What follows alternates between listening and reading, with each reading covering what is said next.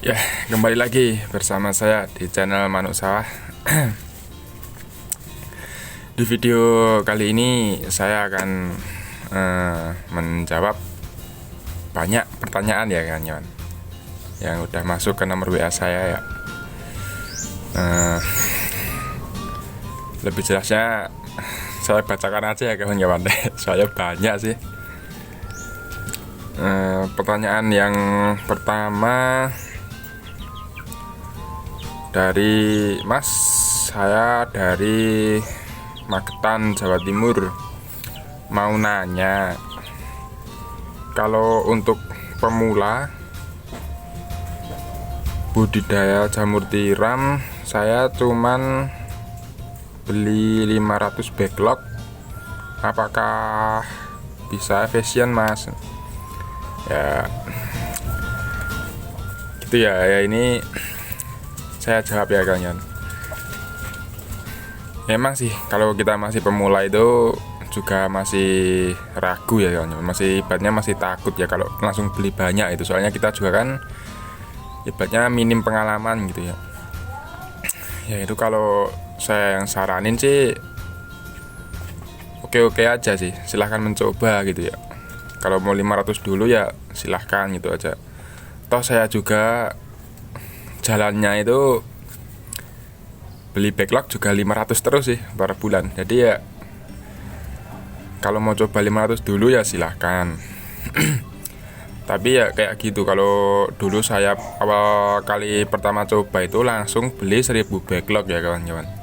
Nah itu 1000 backlog itu omsetnya berapa itu udah saya terangin di video-video saya yang sebelumnya ya, silahkan cari sendiri. Itu awal pertama saya budidaya jamur tiram itu 1000 backlog. Ya itu kalau mau beli 500 dulu ya silahkan mencoba gitu ya. Nanti buat apa, buat analisanya ya dibagi dua aja dari 1000 backlog gitu ya, yang sudah saya terangin di video sebelumnya. Ya untuk pertanyaan kedua,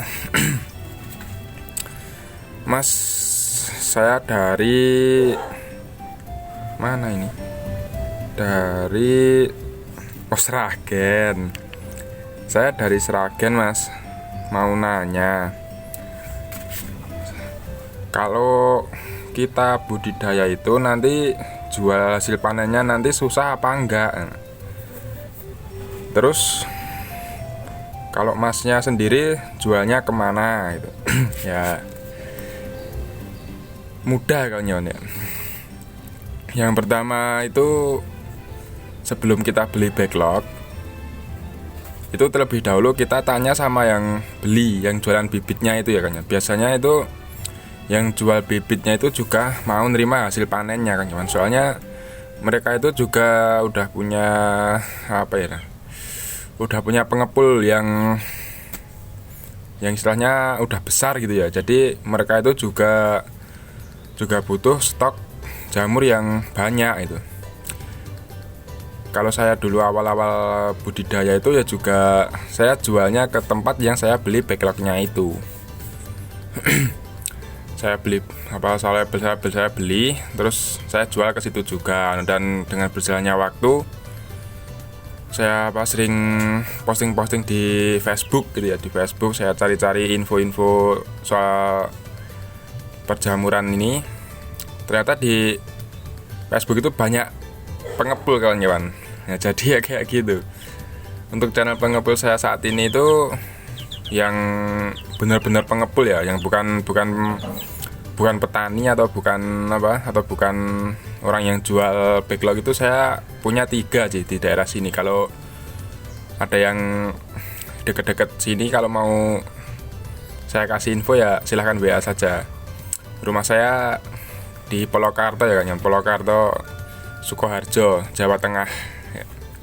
Kalau ada yang mau pengen belajar, datang aja ke rumah ya, nanti saya ajarin.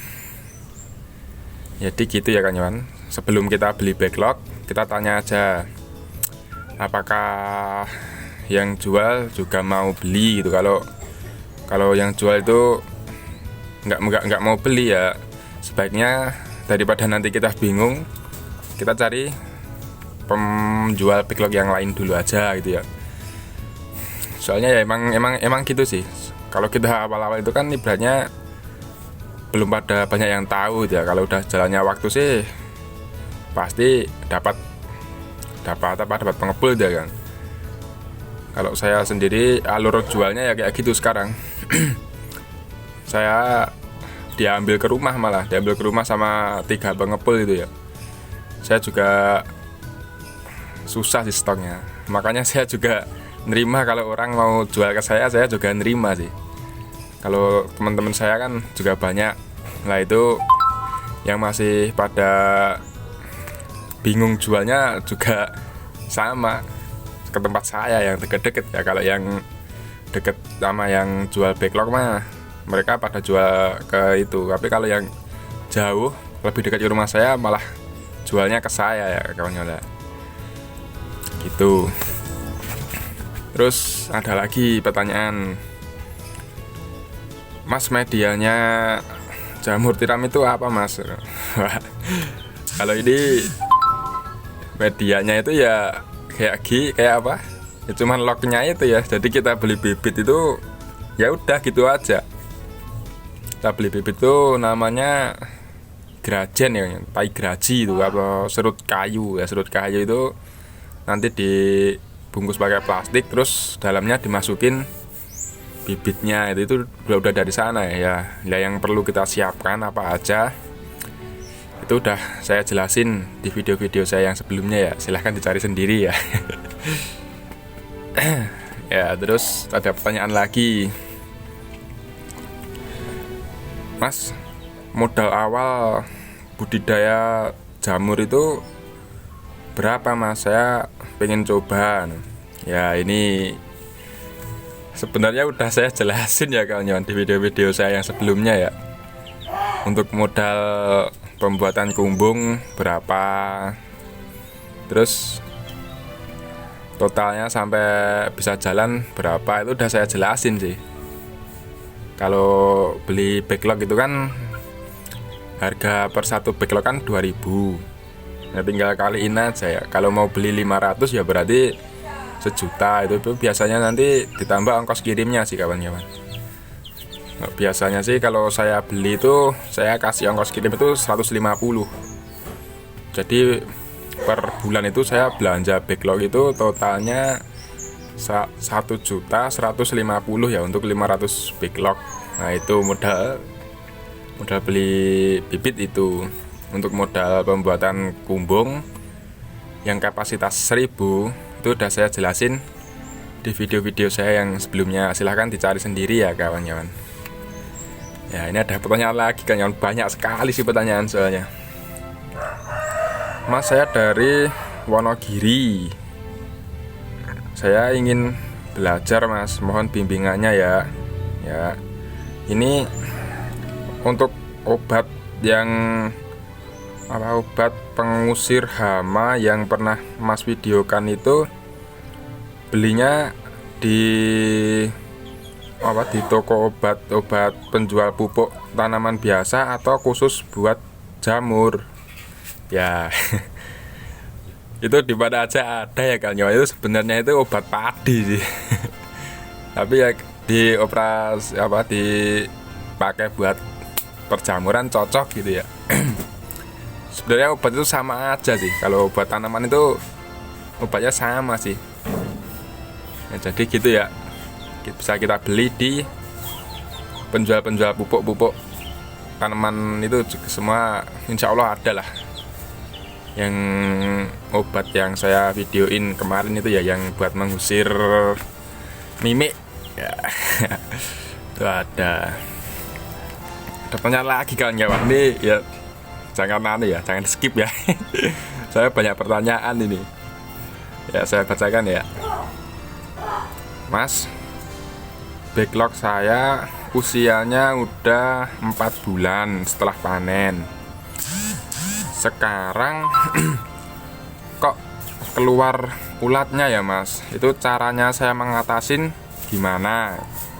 Ya, emang rata-rata emang kayak gitu sih kawan-kawan. Backlog kalau udah usia 4 bulan ke atas itu biasanya ada itunya sih, ada ulatnya kecil-kecil itu ya. Itu caranya ngatasin ya sama kayak itu, kayak yang apa, obat yang saya kasih lihat kemarin itu, yang lanet ya, namanya lanet gitu ya. Semprot pakai itu aja, pakai lanet gitu. Tapi usahain ketika kita nyemprot itu jangan sampai terkena jamurnya ya kawan. Jadi kita fokus saja semprot ke backlognya itu. Kalau siap backlog udah panenan keempat kan otomatis kita udah nyobeknya itu udah lebar kan ya. Nah, usahain itu semprotnya langsung ke backlognya itu aja. Usahain jangan sampai terkena jamurnya ya kawan-kawan. Soalnya itu kan obat kimia. Jadi bahaya ya gitu kalau sampai nanti kena jamurnya terus dikonsumsi tapi nyucinya belum benar-benar bersih, itu bahaya ya kawan-kawan. Ya gitu ya. Terus ada lagi pertanyaan. Aduh. Ya ini pertanyaannya, Mas, rumah saya kan di daerah pegunungan di Tawangmangu. Itu bagus gak Mas kalau buat budidaya jamur tiram? Soalnya di sini kan suhunya dingin, beda sama di tempatnya Masnya. Ya kalau itu malah gimana ya, soalnya saya juga belum pernah survei sih. Tapi ya kemungkinan sih bagus ya kawan. Soalnya itu kan jamur itu semakin tempatnya dingin itu kan semakin bagus ya. Tapi kalau boleh saya saranin, kalau tempatnya di daerah pegunungan itu malah lebih baik budidaya jamur kuping aja, jamur yang hitam itu ya. Soalnya jamur kuping itu gimana, uangnya itu lebih aman sih, boleh dibilang ya. Soalnya itu kan panenannya itu nggak tiap hari. Jamur kuping itu jadi panennya itu kalau di tempat saudara saya itu 20 hari sekali ya. 20 hari sekali panen gitu. Jadi sekali panen langsung banyak, itu bisa sampai berapa kintal gitu. Nah, itu nanti kan uangnya kan kita langsung dapat uang banyak. Kalau di tempat saudara saya itu kalau nggak salah itu 3.000 log ya kan. 3.000 log sekali panen itu dia bisa dapat uang 4 jutaan ya kan ya. 4 juta kadang-kadang ya tergantung juga sih. Kalau yang kemarin itu dapat 4 juta kalau nggak salah. Pernah juga dapat uang 3 juta, 2 juta itu juga pernah sih. Tapi itu kan nanti panennya 20 hari sekali. Kalau jamur tiram itu kan kita panen itu tiap hari. Jadi kita mengelola uangnya itu agak susah sih kalau kita itu dijadiin cuman pekerjaan pokok, itu memang agak susah sih. Soalnya kalau kayak saya itu kan cuman saya buat usaha sampingan, pekerjaan sampingan. Jadi kan hasil dari penjualan jamur tiram itu kan saya masukin kotak itu ya. Saya masukin kotak, nanti saya bongkar di akhir bulan atau awal bulan tanggal 1 gitu ya. Itu nanti kayak gitu. Saya biasanya itu sebulan itu bisa dapat sekitaran paling banyak ya 3 juta ya kawan-kawan. Enggak paling banyak, paling sedikit. Ya paling sedikit 3 juta. Itu paling sedikit 3 juta. Saya bongkar di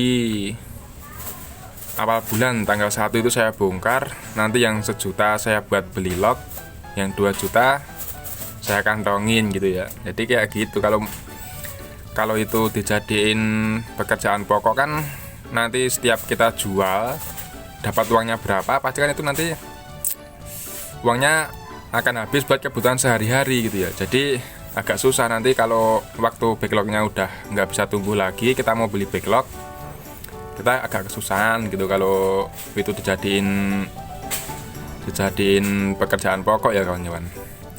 Saya sih lebih menyarankan untuk budidaya jamur tiram ini cuman kita jadiin usaha sampingan ya. Jadi modal cara ngaturnya keuangan itu ya kayak saya tadi ya. Setiap kita hasil dari penjualan kita setiap hari itu kita masukin kotak, nanti kita bongkarnya sebulan sekali gitu ya. Sebulan sekali yang lain untuk beli backlog, yang sisanya untuk kita masukin kantong lah gitu bisa baru jalan. Tapi kalau setiap kita panen kita jual terus uangnya buat nutupin kebutuhan, ya itu agak susah sih. Soalnya kendalanya ya kayak gitu, nanti kalau backlognya udah habis masanya, ya udah 6 bulan setelah panen, uangnya udah nggak ada, kita mau beli backlog lagi susah lagi kan, keluar modal lagi kan. Jadi kayak gitu. Untuk di pegunungan atau yang di pegunungan ya, yang cuacanya dingin, saya lebih menyarankan untuk budidaya jamur kuping ya, jamur yang hitam itu, biar lebih efisien soal mengaturnya uang. Jujur saya sendiri sih kalau malah lebih pengen yang jamur hitam itu ya kawan-kawan. Tapi kalau di tempat saya di cuaca panas ya gini nggak cocok sih. Nggak cocoknya itu nanti banyak hama sama boros air ya kawan-kawan. Soalnya jamur hitam itu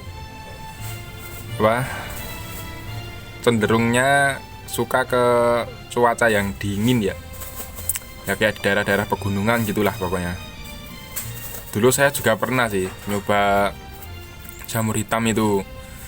Saya belinya itu sama persis sama yang dibeli sama saudara saya tempatnya. Nah, setiap kali panen di sana itu bisa lebar-lebar lah ya, lebar-lebar kayak yang saya kalau setiap hari panen jamur tiram itu bisa lebar-lebar gitulah. Punya saya itu nggak bisa lebar. Jadi kan bobotnya kan nggak terlalu berat ya. Nah, kita udah banyak ngeluarin biaya untuk air, tapi panenannya nggak seimbang gitu ya. Jadi kan kita kan rugi sendiri. Belum lagi kita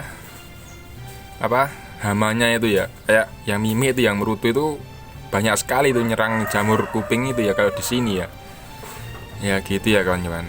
Kalau jamur tiram ini di tempat saya cuman saya semprot sehari itu paling sekali, maksimal 2 kali lah, itu udah paling banyak itu. 2 kali itu kalau benar-benar cuaca panas ya. Nah, kalau jamur kuping itu di tempat saya dulu, saya nyemprotnya tuh sampai 7 kali kawan-kawan. Soalnya mudah sekali kering itu. Ya jadi gitu ya. Ya ini sebenarnya masih banyak pertanyaan ya kawan-kawan, tapi durasinya udah sangat panjang. Mungkin ini yang nonton juga udah pada bosen ya. Ya saya akhirin aja ya kawan-kawan. Bila ada salah-salah kata saya, mohon maaf. Maklumin orang desa ya, jarang pakai bahasa Indonesia. Jadi bahasanya belepotan. Ya cukup sekian. Akhirimus salam. Assalamualaikum warahmatullahi wabarakatuh.